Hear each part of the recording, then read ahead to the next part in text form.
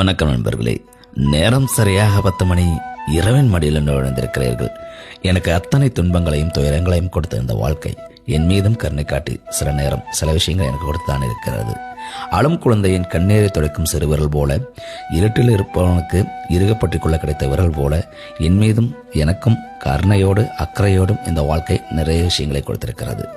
என்னை ஏதோ ஒரு நேரத்தில் ஆசுவாசப்படுத்திக் கொள்ள கிடைத்த காஃபி போல, என் மீது தனியாக நடந்த என் மீது பெய்த மழை போல, எங்கோ இருந்த என்னை தட்டி எழுப்பும் சிறு குரல் போல, சில நேரங்களில் என்னை அறியாமல் என் மனதை இதமாக்கும் இசை போல, இப்படி ஏதோ ஒரு விஷயத்தை என் வாழ்க்கையினிடம் கொடுத்து கொண்டுதான் இருக்கிறது. ஆனால் ஏற்கனவே பட்ட வலியும் காயமும் அதிகமானதால், அதை என்னால் கவனிக்க நேரமல்லாததால் இந்த விஷயங்களை நான் கடந்து வந்து விட்டேன் என்றுதான் தோணும். ஆனாலும் இனியாவது விழிப்புடன் இருந்து இந்த விஷயங்களை நான் கொண்டாட கற்றுக்கொள்ள வேண்டும். ஆம் நண்பர்களே, இந்த வாழ்க்கை நம்ம எல்லாருக்குமே ஏதோ ஒரு விஷயத்தை எங்கேயோன்னு கொடுத்துட்டு தான் இருக்குது. அது மனிதர்களாகட்டும், உறவாகட்டும், ஏதோ ஒரு விஷயமாகட்டும்.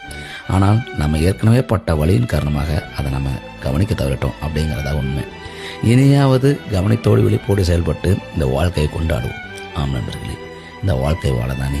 இனியாவது வாழாத உங்கள் வாழ்க்கையை இனியாவது வாழுங்கள்.